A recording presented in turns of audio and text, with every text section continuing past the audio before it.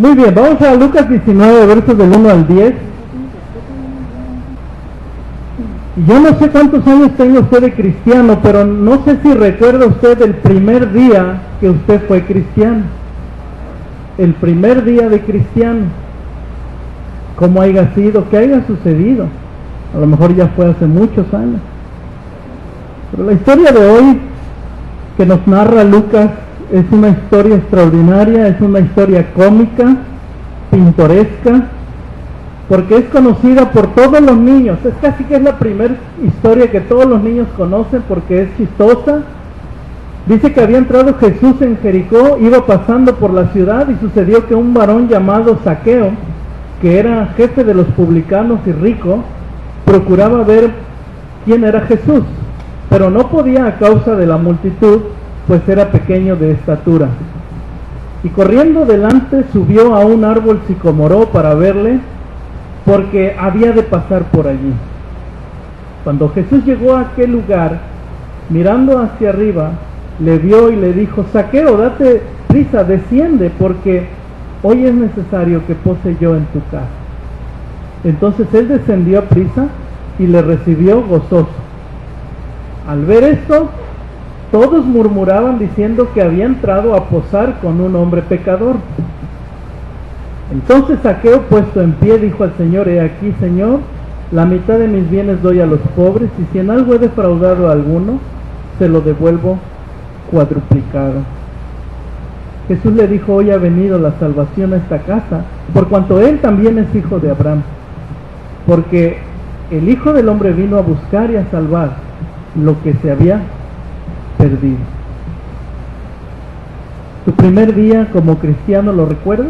Porque el primer día de cristiano de Zaqueo fue extraordinario, según el relato de Lucas. Vamos a orar. Señor, muchas gracias por este tiempo. Bendiga el mensaje de su palabra, Señor. Ayude a mis hermanos, ábrales su entendimiento, sus oídos. Espíritu Santo, lleve su palabra hacia los corazones, Dios, para poder ser edificados, para poder ser fortalecidos, ser animados, ser exhortados con tu palabra. Pido me uses, Dios, necesito de tu ayuda para poder exponer tu palabra. Usted sabe, Señor, siervo inútil soy y necesito de tu ayuda, Padre. Padre, te damos la gloria y la honra en el nombre de Cristo Jesús. Amén.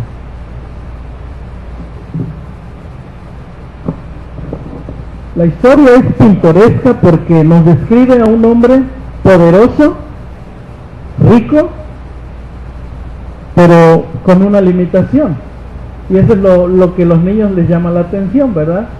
Que ese hombre, llamado Zaqueo, era pequeño de estatura. Y todos le llamamos Zaqueo el chaparrito.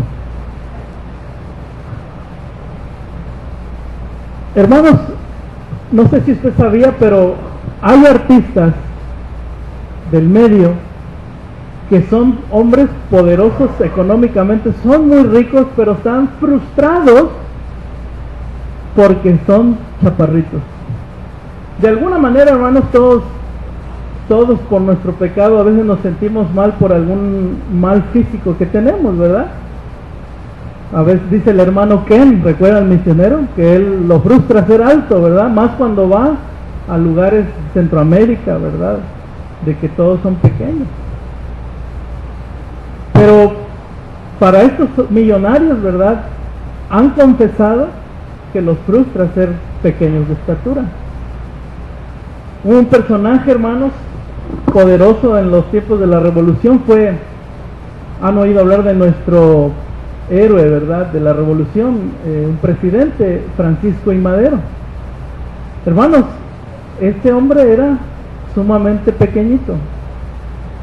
Yo miré su estatua de cera como las descripciones en la historia, y era un hombre bien pequeñito, hermano, bien como niño.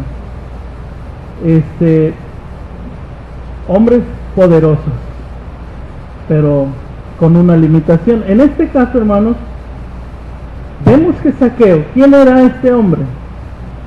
Nos lo describe la palabra de Dios en el versículo 2. que Zaqueo era jefe de los publicanos y rico. Hermanos, ser jefe de publicanos, cuentan hermanos, que para tener ese puesto, él había, sobre todo las personas que tenían y que eran jefes de publicanos, tenían un sistema piramidal. Sistema piramidal. O sea que con logros, escalafones, él llega a ese puesto. Ese puesto, hermanos, no se conseguía sin ser corrupto. Era un hombre corrupto, Zaqueo. Ahora su nombre, hermanos, las raíces de su nombre en el hebreo significa el justo. O sea que nada que ver, ¿verdad?, con su nombre. El justo, Zaqueo, pero su oficio y su vida es ser corrupto. El sistema era vender plazas, el dinero gobernaba las vidas de estos hombres, avariento. Él recibía, hermanos, muchísimo dinero. ¿Se imagina recabar, hermanos? Recabar, acumular, juntar dinero para Roma. Roma, hermanos, había conquistado muchos reinos, muchas naciones, y lo que hacía es saquear, cobrar impuestos. Y exageraban en sus impuestos. Y cuando tú ponías a alguien de tu misma raza que te cobrara impuestos para los enemigos, era atroz eso, era algo feo, hermanos. Esa gente era odiada.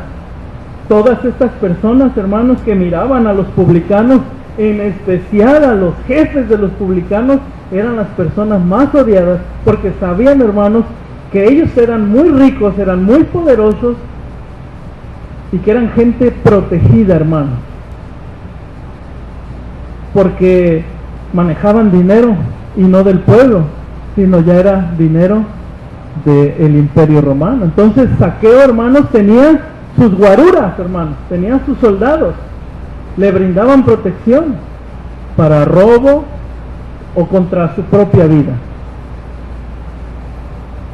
Esto me hace pensar, hermanos, en mucha gente de hoy, sobre todo en el ámbito político, ¿verdad?, que se llegan a corromper.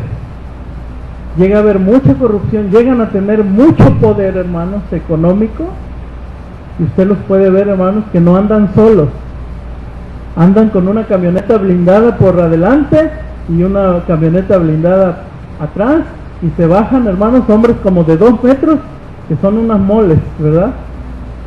Y que no puedes, son intocables esas personas. ¿Sabe por qué? Porque son corruptos, tienen temor de todo lo que han hecho. Es muy difícil tratar de acercarse a esas personas. Pues también, hermanos, ¿quién querría acercarse a una persona como ella? No creo que muchos. En el caso de los judíos eran bien celosos, y ¿qué necesidad tenía de tener una amistad con una persona corrupta, ladrona, que les quitaba el dinero? Era una persona rica. Entonces ahí, hermanos, entraba un poco de confusión para los judíos, porque hemos estado aprendiendo, hermanos, que para ser rico, para un judío, ¿qué significaba? Bendición de Dios. Para el judío común, ver a una persona rica era ser bendecido por Dios. Pero ya cuando miraban y volteaban a un publicano, decían, esta no es bendición de Dios, este es un hombre que roba. Entonces, al ser una persona, hermanos, una persona corrupta y adinerada de maneras que no eran delante de Dios, eran legales, esas cosas, hermanos, no estaba bien robar. La ley decía que no estaba bien robar, pero a la ley del gobierno romano sí era legalmente bueno, o sea, no estaba haciendo mal. Y muchas veces así nos vamos a encontrar, hermanos, con cosas que son legales, pero que son pecaminosas. En Estados Unidos, hermanos, en muchos estados es legal asesinar niños en el vientre de la madre, es legal, pero es correcto delante de Dios, ¿no? Los publicanos legalmente con las leyes de Roma los protegían, pero delante de Dios no estaba bien. Zaqueo, hermanos, era un hombre rico, millonario. Dijéramos que hoy día Zaqueo sería ese hombre multimillonario que goza de la vida con su dinero, las mejores comidas, los mejores vinos, las mejores casas, los mejores autos. Quizás tuviera hasta jet privado, hermano. Un hombre muy rico. Pero como vemos, hermanos, Zaqueo tenía una limitación, y nosotros pensaríamos que es la limitación de que era enanito, o de que era pequeñito de estatura. Se dice que a la complexión de los judíos, a lo mejor él no pasaba de 1,50 m. Es lo que se dice.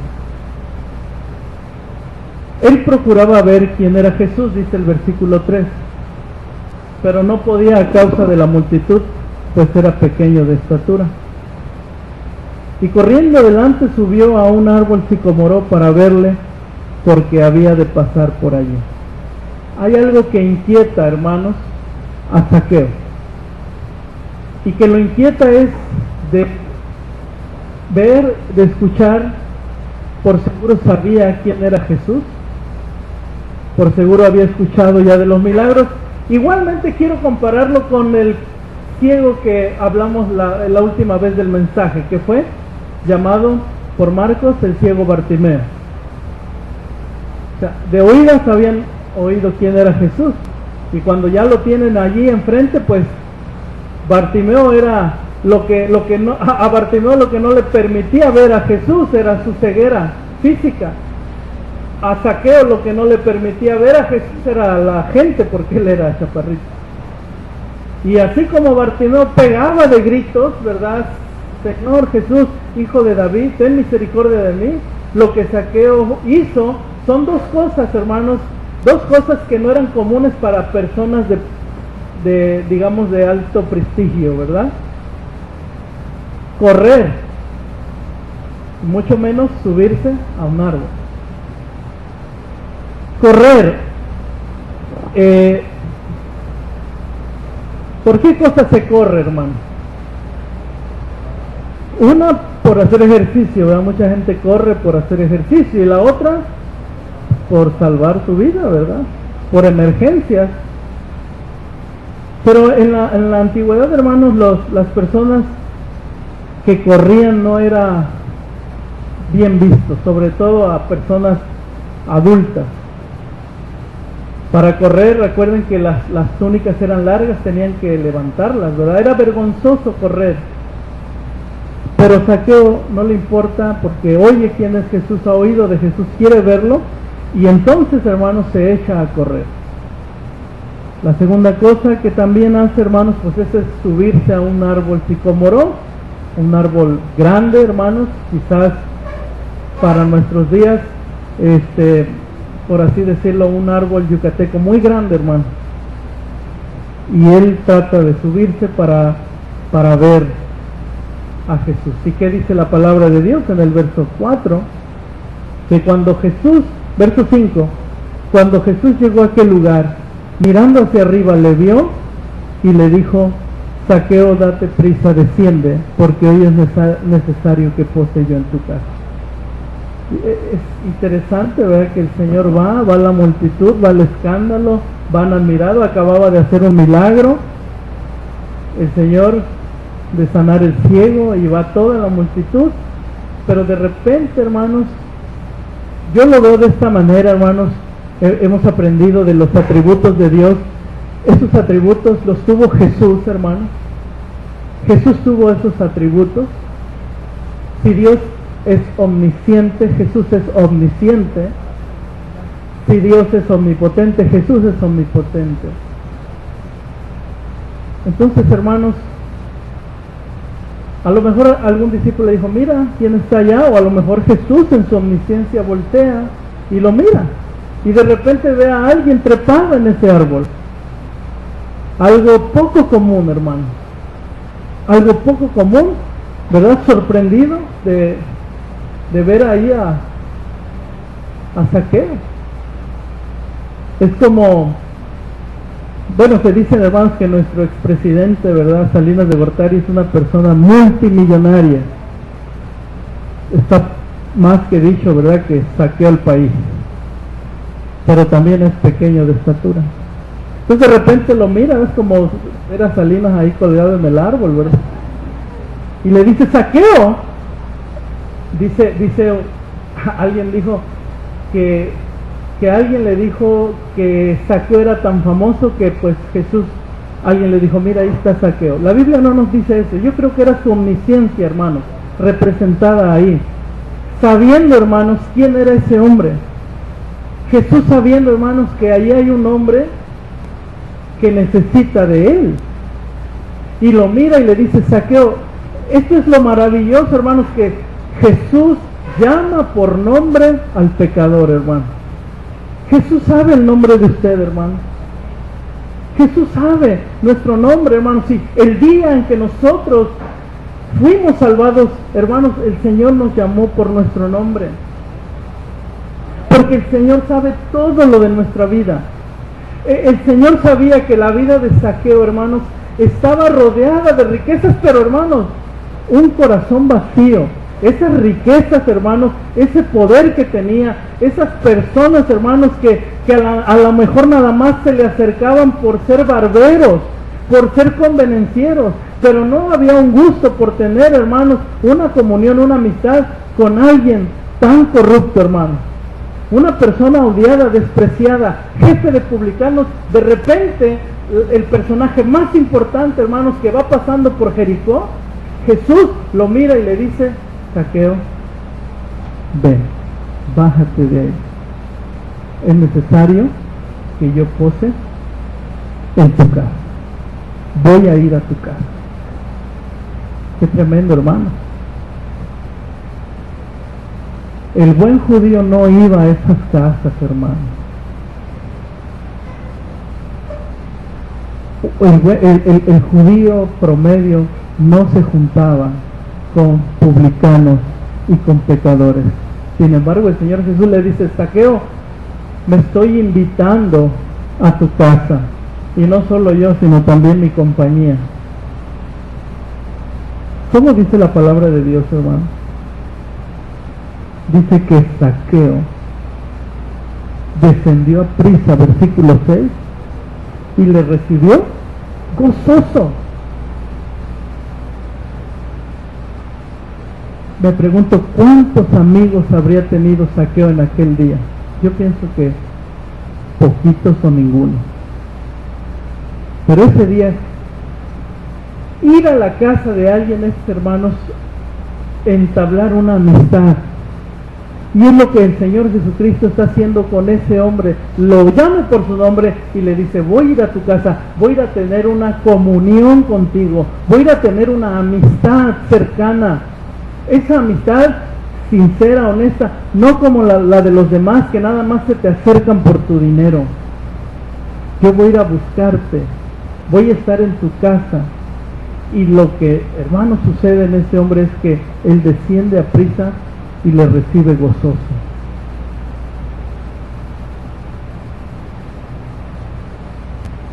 Interesante, hermano.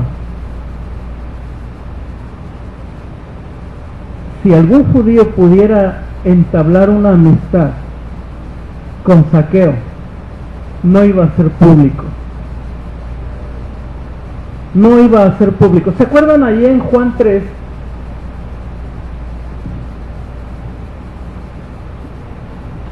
¿Se acuerdan en Juan 3 de un principal de los fariseos llamado Nicodemo? ¿A qué horas fue a ver a Jesús? Fue a verlo de noche, porque él públicamente de día no podía, porque se avergonzaba, porque estaba en juego muchas cosas. Un judío que atendiera la invitación de Zaqueo no iba a decirlo a todo el público: voy a ir a cenar con Zaqueo. No, pero Jesús sí. Jesús dice en voz alta, enfrente de la multitud, voy a ir a tu casa a tener comunión.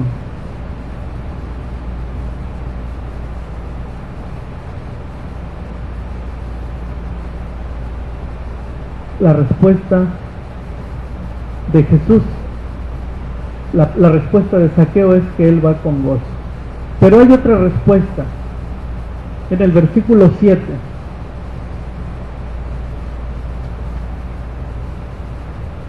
Hay otra respuesta y no es la de Zaqueo. La respuesta de la multitud es que todos murmuraban diciendo que había entrado a posar con un hombre pecador. La primera cosa que vimos es que Jesús llama al pecador por su nombre. La segunda cosa es que Jesús decide salvar a quien quiere Él salvar, hermano. Jesús decide salvar a quien Él quiere salvar. Cuando la gracia de Dios es derramada, muy a menudo hay murmuraciones, hermano. Hay murmuración cuando las cosas van bien con Dios, mis hermanos. Cuando usted y yo nos metemos a una relación personal con el Señor Jesucristo, hermanos, va a haber murmuración. En primer lugar, va a haber murmuración de Satanás. Porque Él no quiere, hermanos, que nosotros estemos bien entregados a Dios. Él no quiere eso, hermano. Él quiere que nosotros vivamos una vida cristiana fría, vacía, amargada, de aburrimiento. Y el primero que murmura es Satanás, hermano. Y aquí, hermanos, en el versículo 7, esa gente estaba murmurando porque Jesucristo iba a entrar a la casa de un hombre pecador.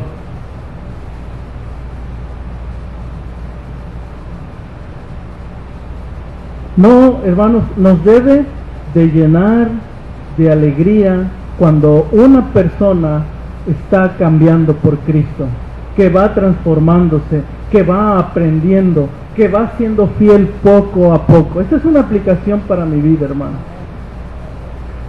A nosotros nos debe de llenar de gozo, hermanos, cuando realmente un hermano que se está acercando a las cosas de Dios, hermanos, va su vida siendo transformada, va siendo cambiada. Y no debo de decir, este trae ahorita el primer amor, ahí lo quiero ver después de un año. Hay quienes he escuchado esto, hermano. Hermano, es tan importante gozarnos en todos los hermanos que cada día más se entregan al Señor. No decir, yo debiera estar más bendecido por Dios porque yo soy un cristiano desde hace mucho. Yo debería estar bien bendecido por Dios. Cuando empezamos a pensar de esta manera, de que Dios debiera de bendecirme más a mí que a otros, especialmente, ¿verdad?, a las personas que estaban bien perdidas y que son recién convertidas, se nos viene, hermanos, ese síndrome a la mente. Yo le llamo el síndrome de Alzheimer de la gracia. ¿Por qué, hermanos? ¿Qué es esto? Que tanto el nuevo creyente, hermanos, han sido salvados por la misma gracia que yo fui salvado. Esa gracia, hermanos, que hace 20 años vino a mi vida, es la misma que salvó al nuevo creyente, hermanos. ¿Se acuerdan, hermanos, aquellos hombres en los cuales Jesús cuenta una parábola? Donde dice que el Señor llamó a unos trabajadores y les dijo, les voy a pagar el día en tanto. ¿Recuerdan? Que le dijo, les voy a dar 100 pesos por trabajar el día conmigo. Y dice que fueron. Pero ya casi terminando el turno, llegaron otras personas y pidieron trabajo, y aquel dueño de aquel campo le dijo, sí, yo les voy a dar trabajo. Cuando llegó la hora de la paga, a los que habían trabajado el turno les dio su dinero, 100 pesos. Pero a los que llegaron al final también les dio 100 pesos. ¿Y quienes murmuraron?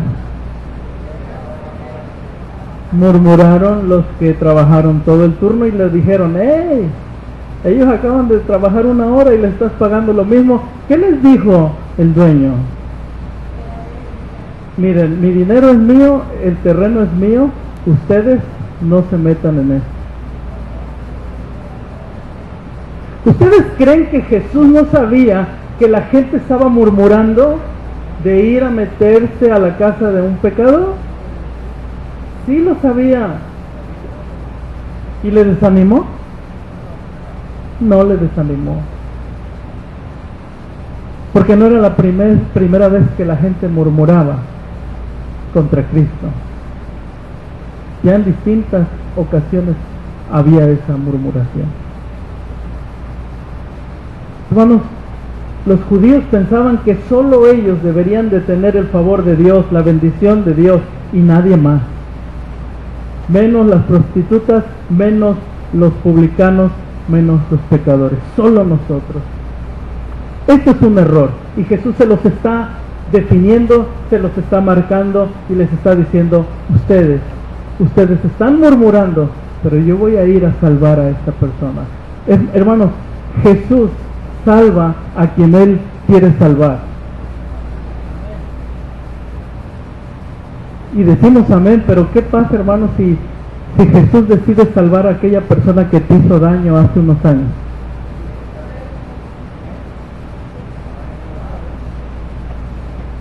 ¿Qué si, hermano, entrara por esa puerta la persona que te ha estado lastimando, que te ha estado humillando? ¿Qué harías? ¿Cuál sería tu reacción? No lo salves, Señor.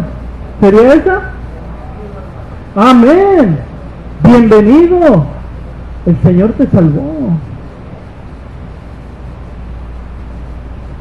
Hermanos, sucedió en una iglesia aquí, me contó el pastor.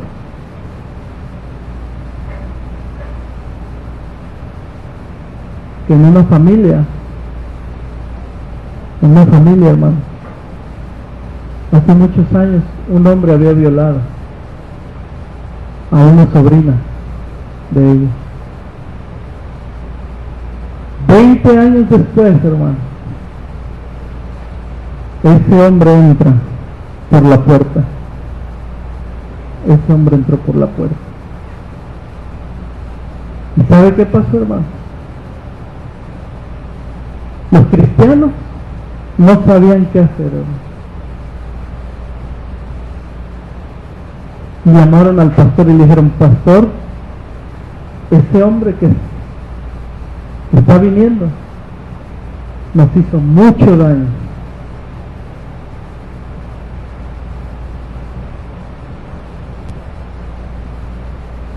El pastor les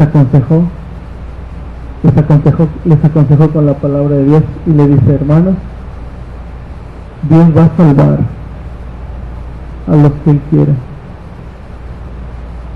¿Y quiénes somos nosotros? Si ustedes quieren hacer algo cuando no era cristiano, pudieron haber hecho algo y no lo hicieron. Ahora que él se ha arrepentido, se ha convertido y alguien lo invitó y llegó y se entregó a Cristo, esta familia cambió su corazón. Dios estaba con ellos, hermanos. Y Dios ha hecho una obra especial en esta iglesia. Eso es lo que estaba sucediendo. ¿Cómo Jesús va a entrar a la casa de alguien que nos ha estado robando por años y que se ha enriquecido y que se pasea en sus camellos y que come las mejores comidas? Y ahora que ha hecho milagros y que habla bonito el mensaje de Dios, ahora va y se mete con una persona que no es digna. Pero, hermanos, cuando Jesús salva, es la tercera cosa. No solo salva, hermanos, sino que transforma. Dice el versículo 8. Léanlo conmigo, por favor. Entonces Zaqueo, puesto en pie, dijo al Señor: he aquí, Señor, la mitad de mis bienes doy a los pobres, y si en algo he defraudado a alguno, se lo devuelvo cuadruplicado. Jesús no solo salva, hermanos, sino que transforma. El cambio de Zaqueo fue radical. Su primer día de convertido, mire lo que hace. Mire lo que hace el primer día de convertido, hermano. Por eso le decía yo, ¿qué sucedió el primer día de tu conversión? ¿Lo recuerdas? El cambio fue radical. ¿Cómo llama Zaqueo a Jesús? Señor. ¿Con quién trabajaba directamente Zaqueo? Con el gobierno romano. ¿Y quién era el mero del gobierno romano? César. Y César, el emperador, los césares, eran considerados señores y dioses. De manera, hermanos, que Zaqueo no ignoraba que tenía que vivir una doble vida cuando tenían que entregar cuentas de todo ese dinero de los impuestos a César. Y los romanos, ¿qué decían? Viva César, César es Señor. Para los romanos no había otro Dios más que César. Pero ahora, hermanos, Zaqueo, sabiendo esto, ahora, ¿quién es su Señor? Jesucristo. Y esto es, hermanos, realmente aquí vemos una conversión de una persona que se arrepiente, que es genuina, hermanos, su conversión, porque esa conversión lleva a un cambio radical en su vida, hermano.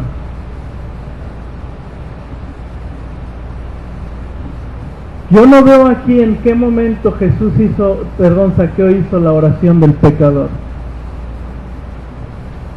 No vemos que Jesús le dijo, repite esta oración. No vemos eso. Porque tenía a la propia persona, tenía el evangelio ahí, hermanos, enfrente. Tenía la presencia de Dios. Y la sola presencia de Dios, hermanos, a Zaqueo fue lo que hizo que su vida fuera cambiada y transformada, hermanos, de una manera radical. De una manera radical. Hermanos, el cristianismo no es Dios te salva, te perdona, vive como gustes, confiesa ahí tus pecados que cometas, al fin que Dios te debe de perdonar. Eso no es cristianismo puro, hermano. Cristianismo es Dios te perdona, te salva, vives para su gloria, una vida cambiada, una vida transformada, una vida, hermanos, limpia, lo que éramos antes, lo pecaminoso que hacíamos, lo malo que hacíamos, ahora no lo queremos hacer, hermanos, porque somos nuevas criaturas, somos nuevas personas, hermanos. El cristianismo es gozo, hermano, es gozo y más gozo. La religión no produce gozo. El dinero, hermanos, que Zaqueo tenía no producía gozo en su vida, hermano. Lo único que le produjo gozo fue la persona, las palabras, la salvación en Jesucristo. ¿Qué es lo que hace este hombre? Dice que se pone en pie y le dice, he aquí, Señor, la mitad de mis bienes doy a los pobres. Si era un hombre multimillonario, hermano, la mitad de esos millones lo iba a regalar a los pobres.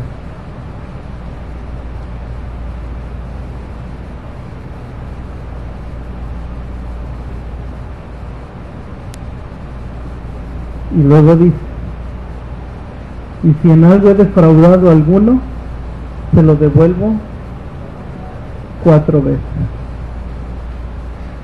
La cosa, hermano, es, ¿cómo había obtenido el dinero Zaqueo?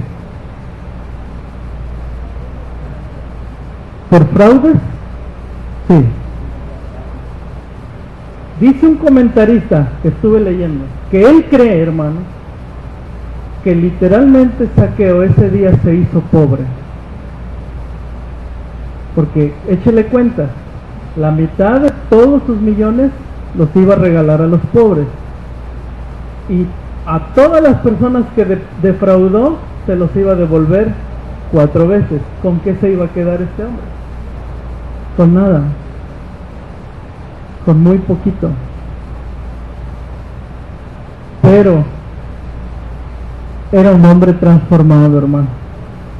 Ahora era un hombre cambiado. Ahora era un hombre que no era gobernado, hermanos, por el dinero. Ahora había cambiado de Dios. Había cambiado de Señor, hermano. Ahora estaba él restituyendo, hermano. Me pregunto, hermanos, ¿qué hacen los que predican la teología de la prosperidad con este texto? ¿Qué harán? Esa teología de los que dicen que el cristiano debe de esforzarse y de visionarse millonario y con casas y con carros porque eres un hijo de un rey. ¿Qué van a hacer con este texto? Porque este texto está diciendo que esas riquezas, las riquezas no producen gozo, hermano. No, hermanos, ese tipo de evangelio, hermanos, solo produce gente más egoísta, hermano. Y como se dice por ahí, como lo hemos dicho muchas veces, ese evangelio está prosperando en los países más pobres. Porque la gente está siendo engañada, hermanos. Y los únicos que se están enriqueciendo son los predicadores de esas teologías.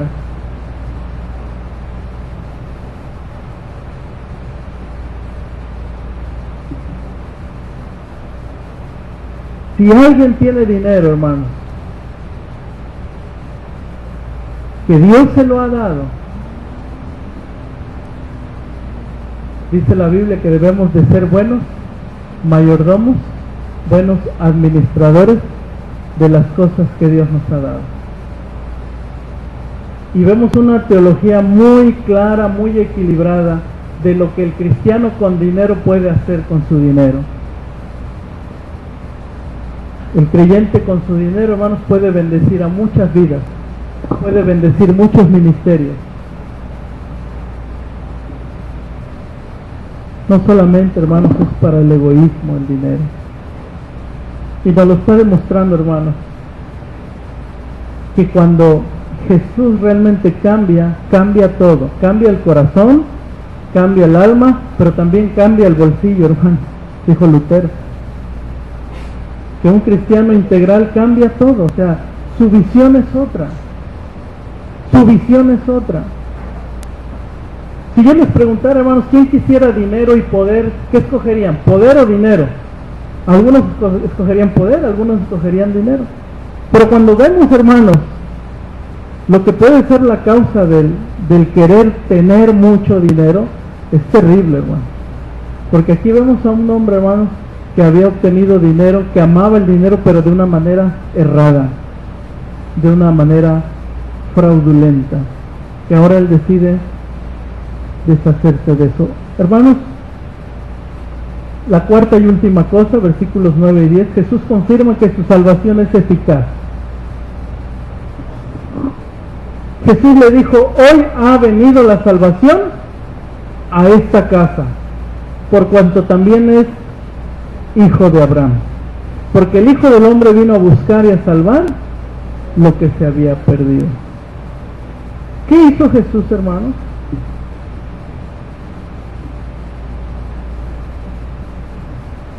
Vea el verso 18-25, ahí en Lucas 18-25. ¿Qué dice? Porque es más fácil pasar un camello por el ojo de una aguja que entrar un rico en el reino de Dios. ¿Qué había hecho Jesús aquí, hermanos? Pasar el camello por el ojo de una aguja. Es lo que hizo Jesús aquí. Hizo lo imposible, hermanos. Es imposible, hermanos, regalar dinero. Es imposible desprenderse de lo material, hermanos. pero fue posible porque fue Jesús quien trabajó, hermanos, desde lo más profundo del alma. Y lo más difícil, hermanos, es que dice que un rico entre al reino de los cielos. Ahora ese hombre, hermanos, había entrado al reino de los cielos, porque Jesús confirma: hoy ha venido la salvación a esta casa, por cuanto también es hijo de Abraham. ¿Y qué significa ser hijo de Abraham, hermano? Que era descendiente de Abraham, y el Mesías había venido a la descendencia de Abraham. Ahora, en la teología de Pablo dice que también los que tenemos fe somos hijos de Abraham. Entonces, Zaqueo, hermanos, estaba así teniendo una fe que Dios le había regalado, y estaba así, hermanos, siendo hijo de Abraham. Ahora, Abraham era un hombre muy rico, pero ¿lo gobernaba su riqueza, hermanos?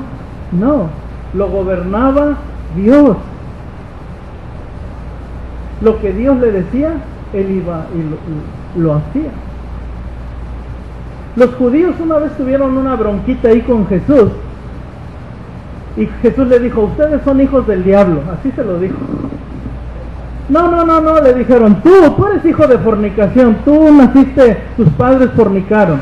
Así le dijeron en San Juan 8, así le dijeron, estoy parafraseando. Cuando le dijeron, nosotros, los judíos dijeron: nosotros no nacimos de fornicación, tú tienes demonio, le dijeron a Jesús. Jesús le dijo: no, dice, ustedes son hijos de vuestro padre el diablo, y las cosas de vuestro padre el diablo queréis hacer. Y se levantaron con el pecho erguido y dijeron: nosotros somos hijos de Abraham. Y el Señor les dice: no son hijos de Abraham. Abraham creyó y ustedes no creen. No me creen a mí. ¿Acaso Zaqueo se levantó y dijo: yo soy hijo de Abraham? No, fue Jesús quien declara que Zaqueo también es hijo de Abraham. Y aquí hay una gran diferencia en reclamar ser hijo de Abraham a que alguien te diga que eres hijo de Abraham. Ha venido la salvación a esta casa. La salvación es eficaz, hermanos. Es eficaz porque a Zaqueo, hermanos, esa vida que él llevaba, según Jesucristo, en el versículo 10, lo estaba destruyendo. Porque el Hijo del Hombre vino a buscar y a salvar lo que se había perdido. Vino a buscar y a salvar lo que se había perdido. Cada evangelio lo distingue una frase. Por ejemplo, el evangelio de Juan, ¿qué texto lo distingue más? Juan 3:16. Al evangelio de Mateo lo distingue: venid a mí todos los que estáis trabajados y cargados. Al evangelio de Lucas lo distingue Lucas 19:10. Porque el Hijo del Hombre vino a buscar y a salvar lo que se había perdido. También el Evangelio de Marcos cita esta porción en Marcos 10, cuando sanó a Zaqueo, a Bartimeo. Pero la última frase: vino a salvar lo que se había perdido. En el texto original, hermanos, no es alguien que anda extraviado. También se usa como alguien que anda extraviado. Pero también se usa, hermanos, esa palabra para cuando un pedazo de carne se está pudriendo. De hecho lo usamos, ¿verdad? Decimos: esa comida ya no sirve, está perdida, está echada a perder, o se está destrozando, se está deshaciendo. Hermanos, la vida de Zaqueo, toda esa vida que llevaba, toda esa riqueza que tenía, estaban pudriendo su vida. Esa vida estaba extraviada, estaba perdida, estaba destruyéndose. Pero por eso dice: el Hijo del Hombre vino a buscar y a salvar lo que se había perdido. Esto me recuerda, hermanos, algo que hemos predicado con anterioridad. Un hombre, dijo Jesucristo, que uno que era pastor se le perdió una oveja y fue a buscar la oveja perdida. ¿Se acuerdan la parábola de la oveja perdida? Ahí mismo, en Lucas 15:32, dice, cuando el hijo pródigo estaba perdido, cuando lo encontraron, dijo, mas era necesario hacer fiesta y regocijarnos, porque tu hermano era muerto y ha revivido, se había perdido y es hallado. Esto nos recuerda también que en el Antiguo Testamento nos habla, hermanos, de que Jehová mismo, en la forma de su Mesías, iba a venir a buscar a la oveja perdida, hacerla volver al redil, la descarriada, a vendar a la perniquebrada, a fortalecer a la débil. Incluso dice, más a la oveja engordada, a la fuerte, la destruiré, porque a las ovejas perdidas, dice el Señor, las apacentaré con justicia. Hermanos, Jesús llama por nombre a los pecadores. Sabe su nombre, sabe mi nombre, sabe nuestra vida, sabe absolutamente todo de nosotros. Jesús salva a los que Él quiere, hermanos. Es una elección de Él. Jesús, cuando salva, no solo salva, sino transforma.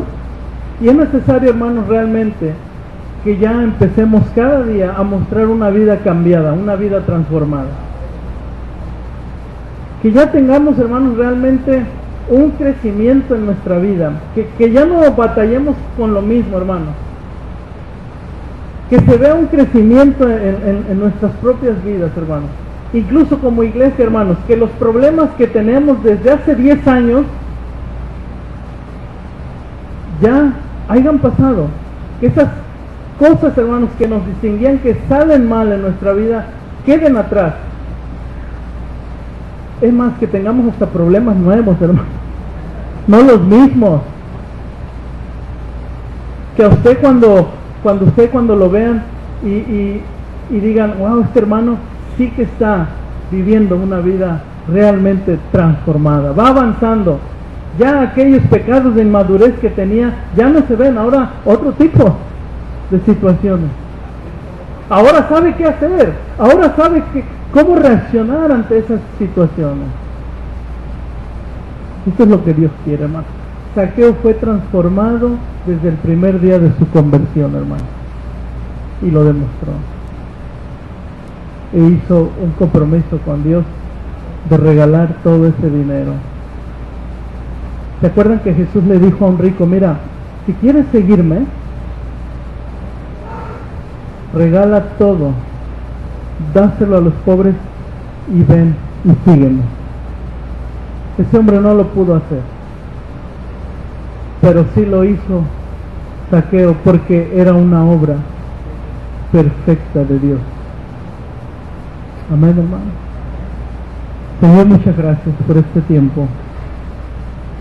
Gracias, Dios, porque dice tu palabra que el Evangelio es poder de Dios para salvación a todo aquel que cree, al judío primeramente y también al griego. Sin duda, Señor, ese Evangelio es dinamita, es explosivo. Cuando llega el mensaje a nuestra vida, Señor, la cambia y tiene un poder de cambiar al más vil pecador, al más perverso corazón. Tiene el poder de cambiar al desechado por las religiones. Salva a todo hombre, no importa su condición. Tú lo salvas, Dios. Gracias por haber hecho esa obra en nuestra vida. Despídenos en paz de este lugar, más nunca de tu presencia. Por Cristo nuestro Señor. Amén. Dios les bendiga, hermanos. Estamos despedidos.